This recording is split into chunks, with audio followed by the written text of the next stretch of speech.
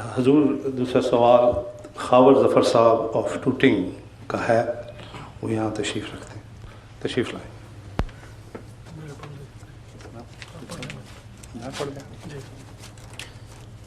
کہہ رہے ہیں کہ میں پڑھ دوں گا۔ ان کا سوال ہے حضور کہ جو یہ آیت ہے وما کانا محمد آبا احد من رجالکم ولکن رسول اللہ وخاتم النبیین، برائے مہربانی اس آیت سے خاتم النبیین کا جو معنی احمدی کرتے ہیں اور جو غیر احمدی کرتے ہیں اس کا مختصراً موازنہ فرماویں۔ مختصر کی شرط مشکل ہے، باقی باتیں آسان ہیں، کیونکہ اگر آپ نے بات سمجھنی ہو تو ضروری ہے کہ اس کے سب پہلوؤں پر روشنی ڈالی جائے۔ یہ بنیادی وجہ اختلاف ہے جو احمدیوں اور غیر احمدی علماء کے درمیان بیان کی جاتی ہے۔ بیان کی جاتی ہے کہ کیا مطلب ہے، مجھے یہ بھی سمجھانا ہوگا۔ میرے نزدیک آیت خاتم النبیین پر فی الحقیقت کوئی بھی اختلاف ہمارے درمیان اور دوسرے علماء کے درمیان نہیں ہے۔ پہلے یہ بات آپ کو سمجھا دوں۔ اس لیے نہیں ہے کہ اس کا یہ مطلب کرنے کے باوجود کہ حضرت صلی اللہ علیہ وآلہ وسلم کے بعد ہر قسم کی نبوت ہمیشہ کے لیے ختم ہے۔ یہ ترجمہ کرنے کے باوجود جب آپ ان سے مزید پوچھیں کہ کیا مسیح آئے گا یا نہیں آئے گا، کہتے ہیں ضرور آئے گا۔ اگر ہم انکار کر دیں تو کافر ہو جاؤ گے۔ وہ نبی اللہ ہوگا یا اس کی نبوت آسمان پر ہی رہ جائے گی؟ وہ کہیں گے بلا استثناء، ہر مولوی شیعہ ہو یا سنی یہ کہے گا کہ لازماً وہ نبی اللہ ہوگا، جو اس کی نبوت کا انکار کرے گا وہ دائرہ اسلام سے خارج ہوا۔ ٹھیک ہے نا یہ بات؟ اب بتائیے، ہم بھی تو مسیح کو نبی اللہ کہہ رہے ہیں، ہم حضرت مسیح موعود علیہ السلام کو مسیح موعود مانتے ہیں، وہ کہتے ہیں مسیح موعود مانو، نبی اللہ کیوں مانتے ہو؟ اور جو ان کا آنے والا ہے اس کو ابھی بھی نبی اللہ، خود بھی نبی اللہ مانتے ہیں، تو اختلاف کیا ہوا؟ آیت خاتم النبیین کے ہوتے ہوئے بھی یہ تمام علماء بغیر استثناء کے اس مسیح کو جو ان کے نزدیک ابھی نہیں آیا لیکن کل پرسوں کبھی تو آئے گا، وہ کہتے ہیں جب آئے گا وہ ضرور نبی اللہ ہوگا۔ پھر ہم پوچھتے ہیں اختلاف کیا ہے؟ وہ کہتے ہیں اختلاف پھر اتنا بنا کہ ہمارا عقیدہ یہ ہے کہ حضرت صلی اللہ علیہ وآلہ وسلم کے بعد کسی امتی کو نبی کا لقب عطا نہیں ہو سکتا، نبی نیا نہیں بن سکتا، وہ کہتے ہیں، اس لیے پرانا نبی آئے گا۔ اب اس بات میں کوئی ادنا سا بھی غور کرے تو ایک حیرت انگیز تضاد معلوم ہوتا ہے اور ایک بے عقلی کی بات معلوم ہوتی ہے۔ اگر نبی آنے بند ہو گئے ہیں تو کیوں بند ہوئے؟ ایک ہی وجہ ہے، وجہ فضیلت اگر اس کو کہا جا سکتا ہے، کہ ایسا نبی آیا جس کے بعد ہمیشہ کے لیے نبوت کی ضرورت ختم ہو گئی۔ اگر وہ یہ مانے تو ان کے اور ہمارے درمیان پھر اختلاف ہوگا، مگر ضرورت کے وہ بھی قائل ہیں، ہم بھی قائل ہیں۔ ہم بھی کہتے ہیں نبوت کی ضرورت رہے گی، اور یقیناً آپ بھی یہی مان رہے ہیں کہ ضرورت ہوگی۔ تو اختلاف یہ نہیں ہے کہ نبی آئے گا کہ نہیں، اختلاف یہ ہے کہ امتی کو نبی بنایا جائے گا یا موسیٰ کی امت سے ادھار مانگا جائے گا۔ یہ فرق ہے صرف، اس میں خاتم النبیین کا فرق کہاں سے ہو گیا؟ صرف اتنا فرق ہے، اور میں تکرار کرتا ہوں اس بات کی، آپ بے شک پوچھ کے دیکھ لیں، وہ تمام کے تمام ایک نبی کی ضرورت کو مانتے ہیں، جانتے ہیں کہ ایک نبی ضرور آئے گا۔ وہ کون ہوگا یہ بحث ہے۔ ہم کہتے ہیں امت محمدیہ میں پیدا ہوگا اور اس کو نبوت کا لقب ملے گا۔ وہ کہتے ہیں امت محمدیہ میں کوئی ماں نبی پیدا نہیں کر سکتی اب، اس لیے اللہ کی مجبوری ہے گویا کہ۔ چونکہ نبوت کی ضرورت پیش آ گئی، نبی بن نہیں سکتا، خدا نے ایک پرانا نبی اٹھا رکھا ہے، اور وہ نبی کون ہے؟ موسیٰ کی امت کا نبی، وہ نبی جس کو قرآن کریم آج بھی یہی فرما رہا ہے، رسولاً الی بنی اسرائیل۔ مسیح کون ہے؟ بنی اسرائیل کا رسول۔ اب اگر ان کا مسیح اتر بھی آئے تو نبوت والی بات تو پھر بھی وہی رہے گی، پرانا آئے یا نیا آئے، جو پرانا آئے گا وہ رخ نہ ڈالے گا نبوت میں۔ امت محمدیہ میں نبی کا پیدا ہونا آن حضرت صلی اللہ علیہ وآلہ وسلم کی عزت کے خلاف نہیں ہے۔ باہر سے قرض مانگنا، ضرورت ہو اور گھر میں بچہ نہ سنبھال سکے اس ضرورت کو، یہ امت محمدیہ کی گستاخی ہے۔ اگلی بات جب اور کھولتا ہوں تو پھر آپ حیران رہ جائیں گے کہ اس عقیدے کو سن کر آپ کے دل میں توجہ کیوں نہ پیدا ہوئی کہ اس کو سوال تو کر کے دیکھیں کہ کیا عقیدہ ہم لوگوں کی طرف منسوب ہو رہا ہے، یعنی آپ کی طرف مولوی یہ بات منسوب کر رہے ہیں۔ جب آپ ان کے پیچھے لگے تو ان کے عقیدے کے پیچھے بھی لگ گئے۔ وہ یہ کہتے ہیں کہ مسیح پرانا اترے گا، وجہ یہ ہے ضرورت ہے، اور اگر بے ضرورت نبی رکھا ہوا ہے تو پھر یہ خدا کی عقل کے خلاف بات ہے۔ ضرورت ہے تو نبی آئے گا، پرانا آئے گا۔ اگر آپ قرآن سے اس نبی کو جو اترے گا یہ آیت نکال کے دکھا دیں کہ رسولاً الی بنی اسرائیل، تو وہ کیا جواب دے گا آپ کو؟ وہ یہ کہے گا کہ اب میری نبوت پھیلا دی گئی ہے، پہلے میری نبوت محدود تھی، تو پھر نئی نبوت ہو گئی۔ پہلی نبوت کہاں رہی؟ پہلی نبوت محدود بنی اسرائیل کی نبوت ہے، اور جب تک اس کو نئی نبوت عطا نہ ہو وہ امت محمدیہ میں آ کر حکمرانی نہیں کر سکتا۔ آن حضرت صلی اللہ علیہ وآلہ وسلم اور پہلے نبیوں کے درمیان ہم جب فرق دکھاتے ہیں تو ایک بڑا اہم اور بنیادی فرق یہ بتاتے ہیں کہ رسول اللہ صلی اللہ علیہ وآلہ وسلم پہلے اور واحد نبی ہیں جو تمام بنی نوع انسان کے نبی بنائے گئے۔ اس سے پہلے کبھی کسی کو تمام بنی نوع انسان کی حکمرانی نہیں بخشی گئی۔ ایسی قطعی اور حقیقی بات ہے کہ اس پر متعصب سے متعصب مولوی بھی اختلاف رائے نہیں رکھ سکتا۔ درست ہے، عیسیٰ ان میں تھے کہ نہیں تھے؟ اگر تھے تو یہ انقلاب کب آیا کہ عیسیٰ جو بنی اسرائیل کا محدود نبی تھا وہ محمد رسول اللہ کی عالمی نبوت میں شریک ہو گیا؟ شریک وہ ہوتا ہے جو باہر سے آتا ہے۔ بیٹا اپنے باپ کی دولت میں وارث کہلاتا ہے، شریک نہیں ہوا کرتا۔ اس لیے جو ہمیں جو کہتے ہیں شرک فی النبوت کرتے ہو، خود مشرک فی النبوت ہیں، اور اول درجے کے۔ اور پھر آگے دیکھیں اس کا مطلب کیا بنتا ہے۔ کیا عیسیٰ نبی اللہ پر آسمان پر قرآن کریم نازل کیا گیا تھا جو رسول اللہ صلی اللہ علیہ وسلم پر نازل ہوا؟ نہیں کیا گیا۔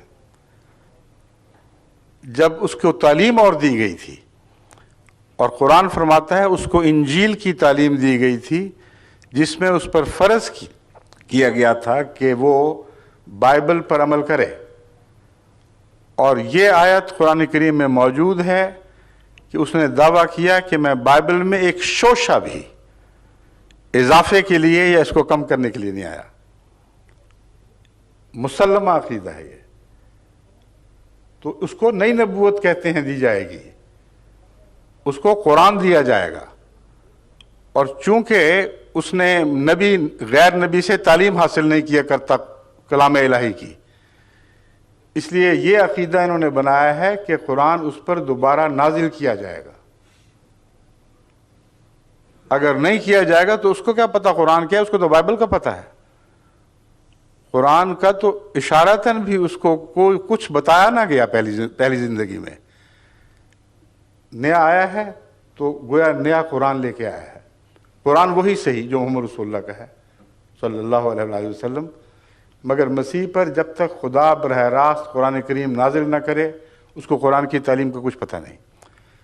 تو وہ شریک مکمل بن جاتا ہے رسول اللہ صلی اللہ علیہ وسلم کا. اس پر ایک دفعہ پھر قرآن نازل کیا جائے گا، اور وہ جس کی حکومت بنی اسرائیل تک محدود تھی وہ کل عالم پر حکمران ہوگا. یہ نبی پرانا نبی نہیں ہے، یہ نیا نبی ہے. اور آخری نبی جو اس حیثیت سے دنیا دیکھے گی وہ حضرت محمد رسول اللہ صلی اللہ علیہ وسلم نہیں ہوں گے، بلکہ یہ نبی ہوگا. اس لیے یہ اختلاف جو ہے یہ محض لفظی بھی ہے، اور زیادہ آگے جا کے دیکھیں تو بہت گہرا ہو جاتا ہے، مگر مسیح کے گرد. عقیدے کے لحاظ سے کوئی اختلاف نہیں. حضرت محمد رسول اللہ صلی اللہ علیہ وآلہ وسلم کے بعد نبی یہ بھی مانتے ہیں اور ہم بھی مانتے ہیں. ہم یہ کہتے ہیں کہ حضرت صلی اللہ علیہ وآلہ وسلم کے بعد کوئی نبی غیر قوموں سے، غیر امتوں سے نہیں آ سکتا. یہ محمد رسول اللہ علیہ وسلم کی امت ہے. جو بھی مصلح پیدا ہوگا اسی امت میں پیدا ہوگا. جو بھی فیض پائے گا محمد رسول اللہ سے پائے گا، آپ کے قرآن سے دین سیکھے گا. اور اس حیثیت سے وہ اطاعت میں جب بڑھ جائے گا تو محمد رسول اللہ زیادہ نزدیک ہو گیا سر. اطاعت میں جب بڑھ جائے گا تو حضرت صلی اللہ علیہ وآلہ وسلم کی غلامی میں اس کو وہی کام کرنا ہوگا جو محمد رسول اللہ کا کام تھا. وہ کیا ہے؟ لِيُظْهِرَهُ عَلَى الدِّينِ كُلِّهِ، تاکہ دین محمد صلی اللہ علیہ وسلم کو تمام دنیا پہ غالب کر دے. یہ ہمارا عقیدہ ہے. اب میں آیت خاتم النبیین کی طرف آتا ہوں. پہلے میں دونوں کے عقیدے کی تشریح بتا رہا تھا کہ فرق ہے تو کیا ہے. آیت خاتم النبیین کا یہ ترجمہ جو وہ کرتے ہیں کہ وہ نبی آیا جس نے پہلے سب نبیوں کو ہی نہیں بلکہ نبیوں کا بیج ختم کر دیا، تخم نبوت ختم ہو گیا، اور حضرت صلی اللہ علیہ وآلہ وسلم سے پہلے جتنے نبی تھے ان سب کو ختم کر دیا. یہ مانتے ہیں کہ نہیں؟ کیسے ختم کیا؟ جسمانی طور پر یا روحانی طور پر؟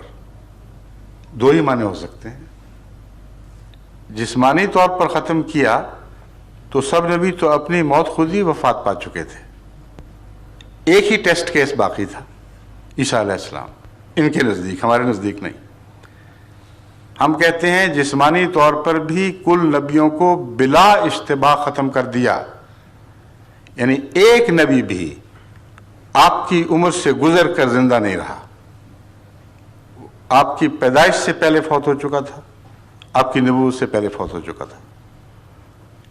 یہ مولوی جو ہم پر الزام لگاتے ہیں یہ کہتے ہیں کہ نہیں، ایک نبی زندہ تھا، وہ زندہ تھا، زندہ رہا ان کے قول کے مطابق.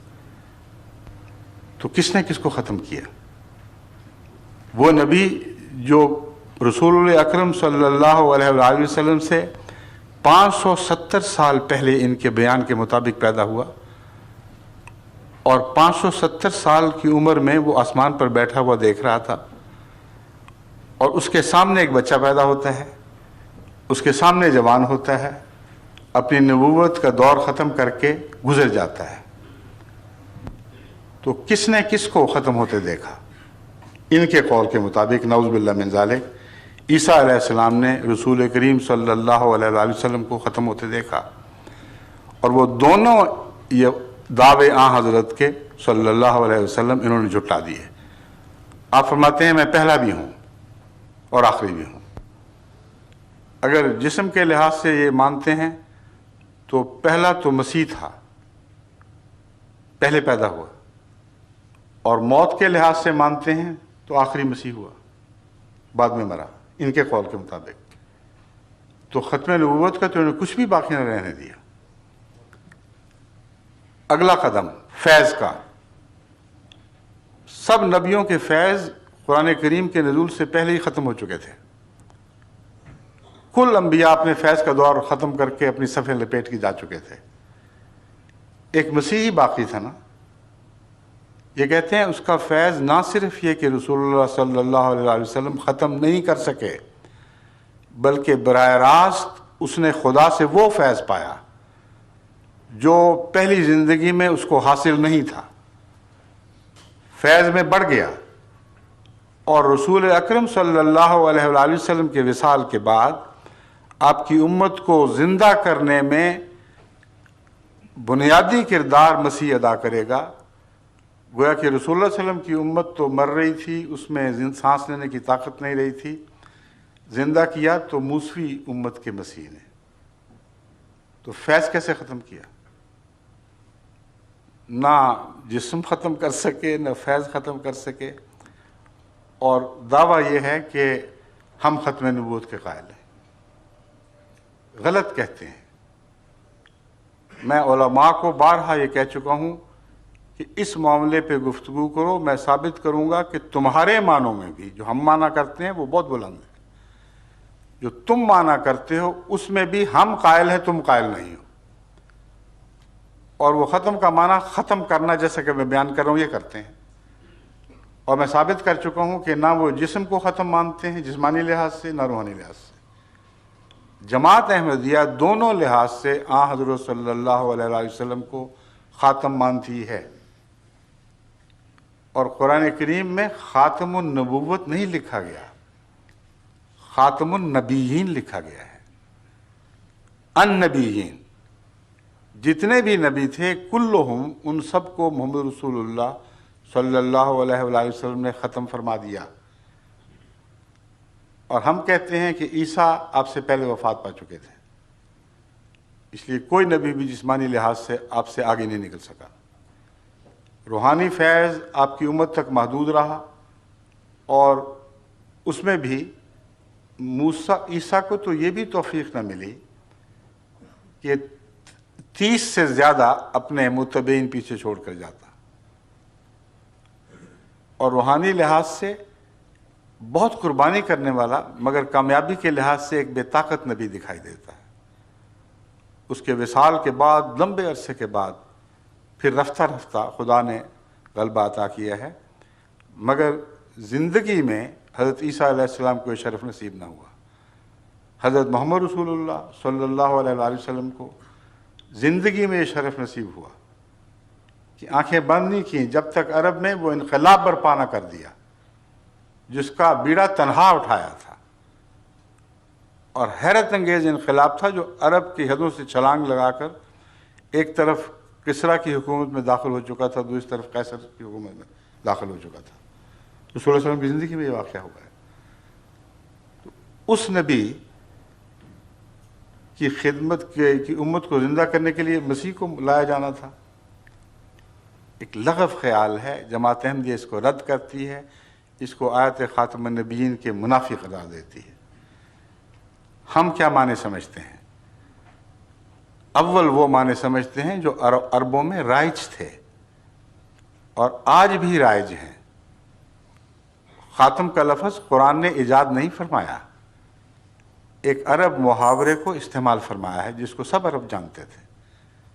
خاتم کا لفظ عرب بہترین کے معنوں میں استعمال کرتے ہیں، جس سے اوپر کوئی نہ ہو، یعنی مقام کے لحاظ سے آخری ہو۔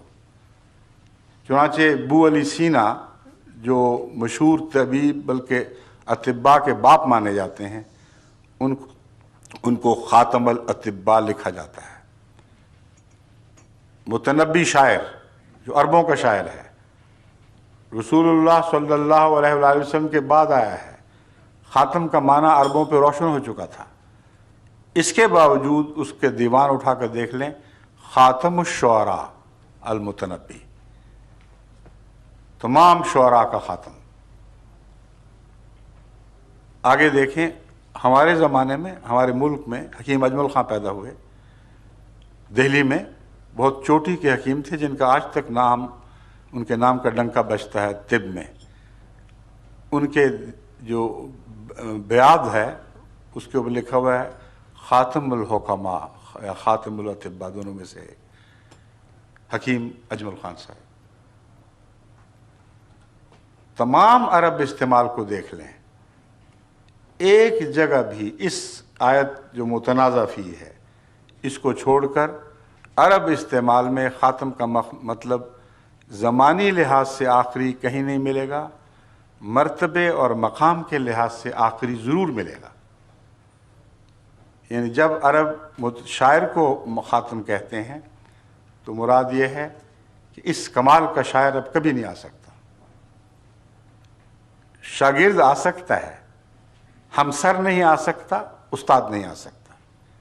یہ سند ہے، یہ سند چلے گی، خاتم یعنی مہر اس کی چلے گی، اور اس کے مقابل پر جو بھی دعویٰ ہوگا وہ گر جائے گا۔ جس کو تصدیق نہ حاصل ہو اس شاعر کی، وہ بے معنی ہے۔ تو وہ اساتذہ جن کی سند چلتی ہے ان کو خاتم کہا جاتا ہے۔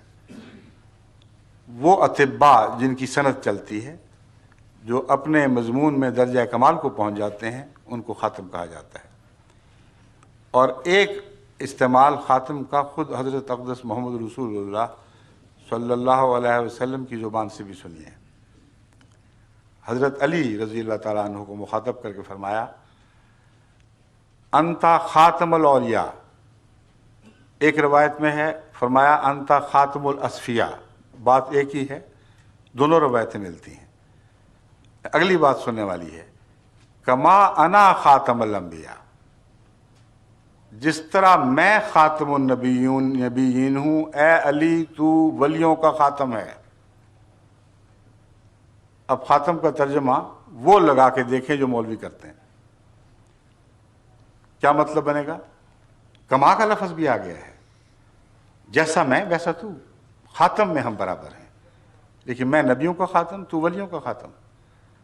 تو مطلب یہ بنے گا کہ اے علی، جس طرح میرے آنے کے بعد، یعنی ان مولویوں کے ترجمے کے لحاظ سے، جس طرح میرے آنے کے بعد ہر قسم کی نبوت کی عطا ختم ہو چکی ہے، ہاں پرانا نبی آ سکتا ہے، اس طرح اے علی میرے بعد، تیرے بعد ولایت کی صف اسلام سے لپیٹ دی جائے گی۔ الا ان اولیاء اللہ لا خوف علیہم ولا هم یحزنون کا دعویٰ بیکار جائے گا۔ قرآن کریم غلط نکلے گا، نعوذ باللہ۔ کوئی ولی پیدا نہیں ہوگا، کیونکہ جیسے میں آخری نبی ہوں اس طرح تو آخری ولی امت میں ہے۔ اس کے بعد کوئی امت کا کوئی شخص کبھی ولی کا منہ نہیں دیکھے گا۔ یہ ترجمہ قابل قبول ہے؟ تسلیم کر سکتے ہیں؟ ہرگز نہیں۔ کیا ولایت بھی ختم ہو گئی؟ نبوت تو گئی، نبی نہیں آ سکتا، تو کیا ولی بھی کوئی نہیں آئے گا؟ کیونکہ رسول اللہ صلی اللہ علیہ وسلم نے فرمایا ہے علی کو کہ اے علی تو خاتم الاولیاء ہے۔ بس خاتم کا معنی اگر وہ معنی جو مولوی کرتے ہیں تو مطلب یہ ہے تو آخری ولی ہے، اب کبھی کوئی ولی نہیں آئے گا، اور یہ جھوٹ ہے۔ وہ معنی کرنا پڑے گا جو دونوں جگہ برابر اطلاق پائے۔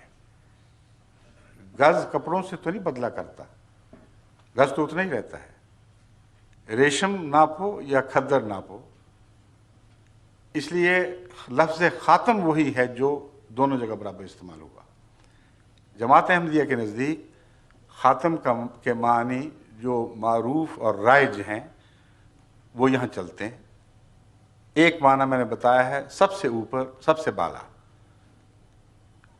جس کا مسلک آخری مسلک شمار ہو، جو آخری مانوی سند بن جائے۔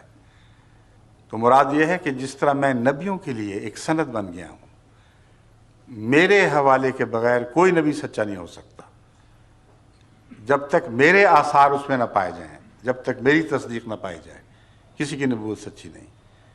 اس طرح ولایت میں جو تیرا مخالف ہوگا، جس میں تجھ سے مخالف آثار ولایت ہوں گے اور وہ کہے گا میں ولی ہوں، وہ جھوٹ بولتا ہے۔ اس نقطے کو سمجھ کر تمام جھوٹے صوفیاء کا پول کھل جاتا ہے۔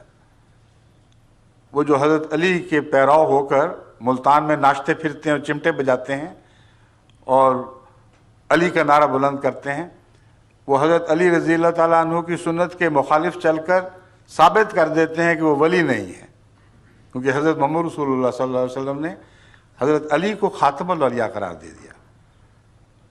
بس اگر حکمت سے بات سمجھیں تو بڑے فوائد ہاتھ آتے ہیں۔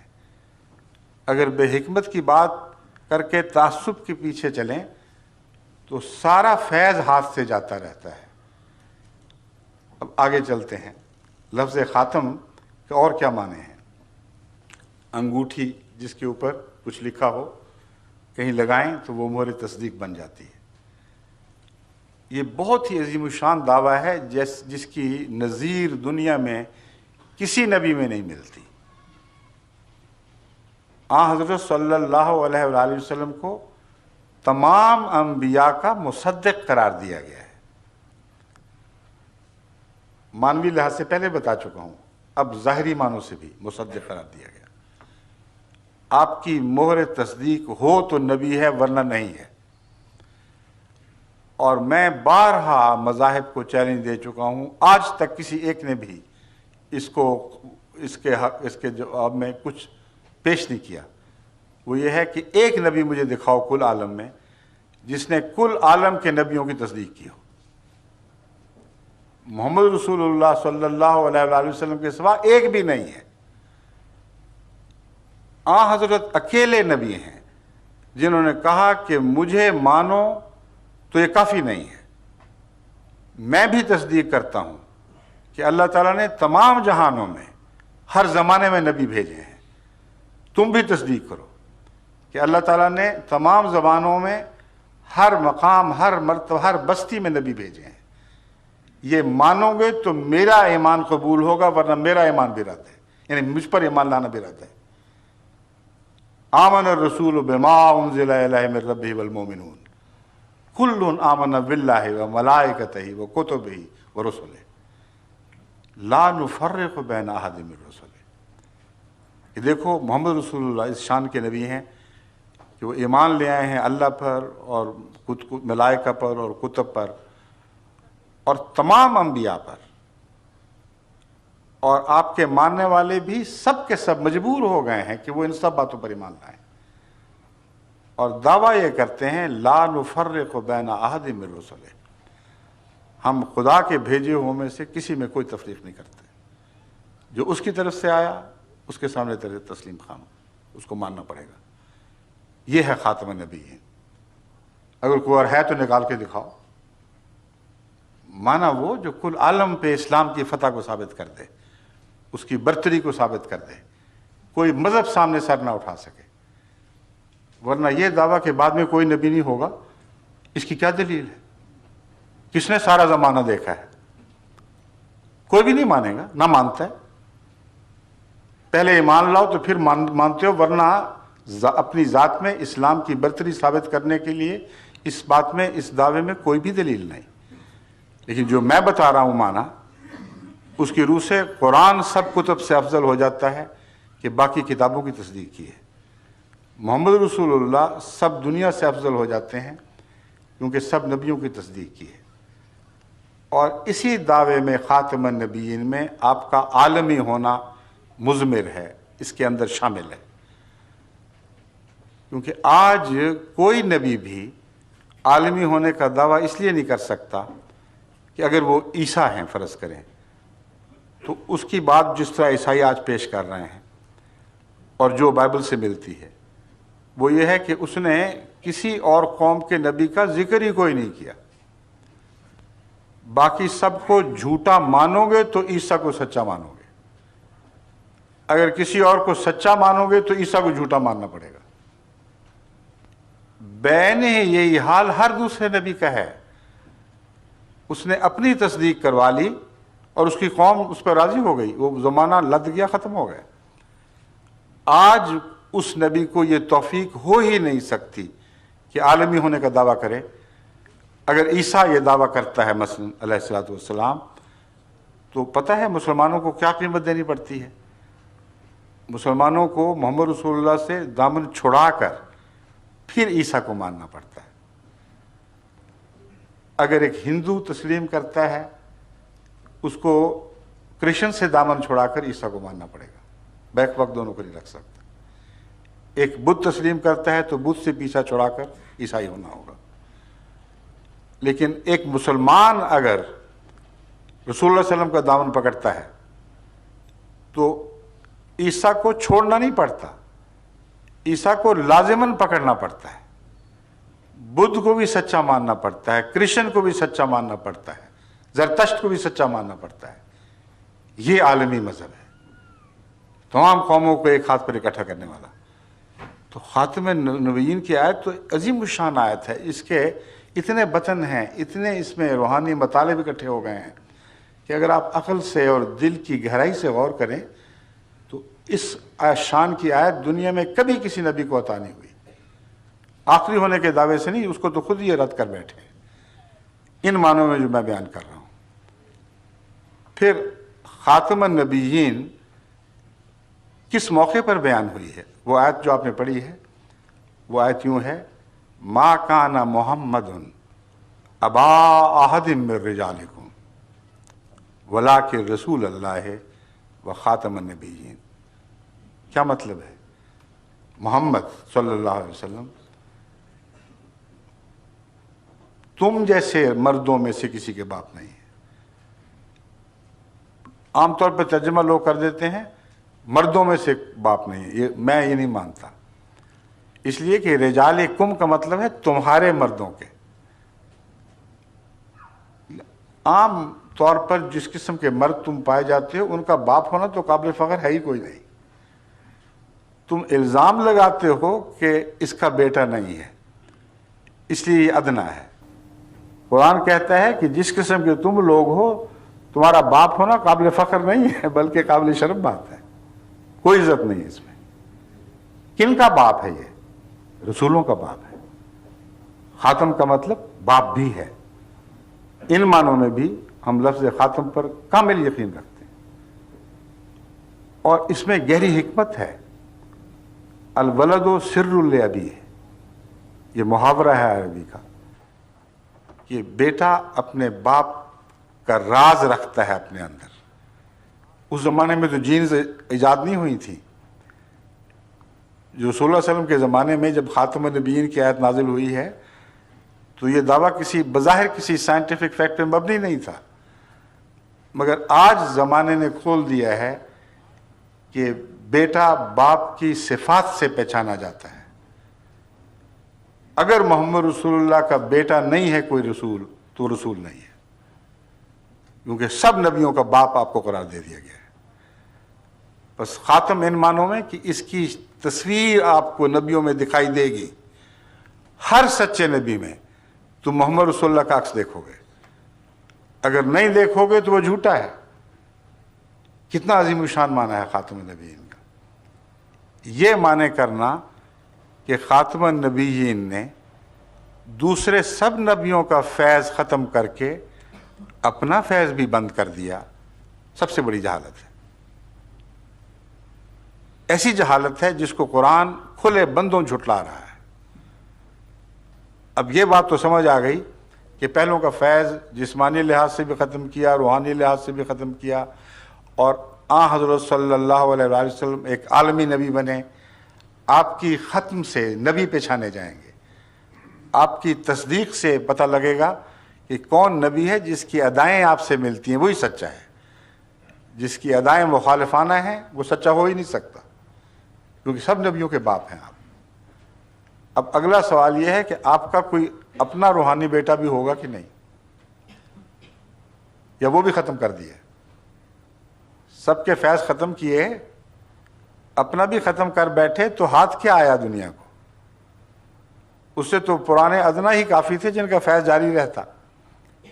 قرآن کریم فرما رہا ہے کہ حضرت صلی اللہ علیہ وآلہ وسلم سب نبیوں کا فیض ختم کر کے اپنا وہ فیض جاری فرما چکے ہیں جس میں کسی انعام کی کمی نہیں ہے۔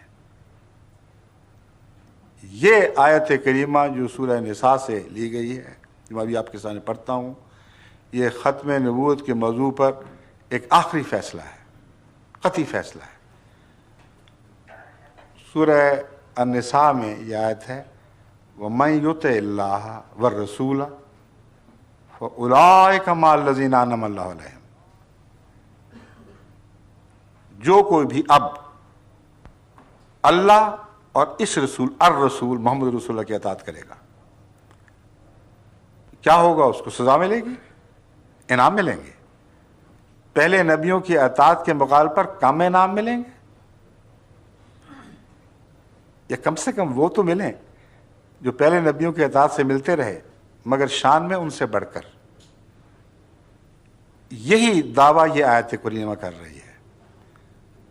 وَمَن يُطِعِ اللَّهَ وَالرَّسُولَ، جو کوئی بھی اللہ کی اطاعت کرے گا اور اس رسول محمد رسول اللہ صلی اللہ علیہ وآلہ وسلم کی اطاعت کرے گا، فَأُولَٰئِكَ مَعَ الَّذِينَ أَنْعَمَ اللَّهُ عَلَيْهِمْ. اب صرف یہی لوگ ہیں جن کو اللہ انعام عطا کرے گا، باقی سب کی چھٹی ہو گئی. خاتم کا مطلب غیروں کے چشمے بند، اپنا جاری. اب فیض لینا ہے تو اس کے پیچھے لگو. اور ساتھ فرمایا وہ کون لوگ ہیں جن کو انعام ملے گا، لسٹ بیان فرمائی ہے.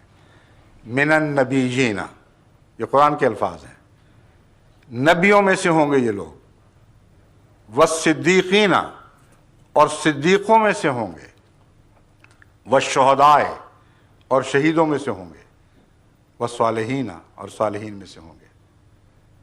وحسن اولئک رفیقا، اور یہ ساتھ جو محمد رسول اللہ کی غلامی سے ملے گا یہ سب سے اچھا ساتھ ہے، اس سے اچھا کوئی ساتھ نہیں.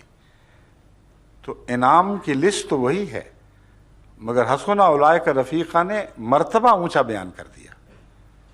اب تم پرانی امتوں میں کہاں رفیق ڈھونڈتے پھرتے ہو؟ حسن اولئک رفیقا. اب رفاقت ڈھونڈنی ہے تو محمد رسول اللہ کی امت میں آپ کے غلاموں میں پیدا ہونے والے نبیوں، صدیقوں، شہیدوں، صالحین کی رفاقت ڈھونڈو. اس سے بہتر رفاقت نہیں مل سکتی. اتنی واضح کھلی ہوئی آیت کے بعد آیت خاتم النبیین کا یہ ترجمہ کرنا کہ آپ نے سب نبیوں کو ختم کیا سوائے عیسیٰ علیہ السلام کے، اور سب کا فیض ختم کر دیا، ساتھ اپنا بھی ختم کر دیا. اب اس امت میں کوئی نبی آپ کی غلامی میں بھی پیدا نہیں ہو سکتا. قرآن کا دعویٰ کیا ہے؟ غلامی میں پیدا ضرور ہو سکتا ہے مگر صرف نبی نہیں. ہر مرتبہ شان، ہر مرتبہ انعام اب محمد رسول اللہ کی غلامی سے وابستہ ہو چکا ہے. صرف نبوت بند نہیں ہوئی، خاتم صدیقیت بھی بند ہے، شہادت بھی بند ہے، صالحیت بھی بند ہے، مگر غیروں کی. محمد رسول اللہ کی غلامی میں نہ یہ بند، نہ وہ بند، نہ وہ بند. بس غلام نبی کا تو اعلان کر رہی ہے یہ آیت. اور بجائے اس کے کہ پرانے موسیٰ کے غلام کو محمد رسول اللہ کی امت کا فیض رسان بناؤ، اگر غیرت ہے تو قرآن کے اس معنی کو تسلیم کرنا لازم ہے کہ جب ضرورت ہوگی محمد رسول اللہ کے غلاموں میں سے وہ اٹھے گا جسے خدا فیض نبوت عطا کرے گا، مگر محمد رسول اللہ کی امت کے دائرے میں اور غلامی کے صدقے. یہ ہمارا عقیدہ ہے. اگر یہ نعوذ باللہ من ذالک حد کے رسول ہے تو پھر اس عتیق عقیدے کو پکڑے رکھیں کہ محمد رسول اللہ کی امت میں تو سب ناکام ہو جائیں گے، موسیٰ کا غلام ڈھونڈنا پڑے گا، نیا قرآن لے کے آئے گا، یعنی دوبارہ قرآن نازل ہوگا، اور آخری فیض رسان جو دنیا دیکھے گی وہ عیسیٰ علیہ السلام ہوں گے. پھر وہ خاتم النبیین ہوئے، نہ کہ محمد رسول اللہ. سمجھ گئے؟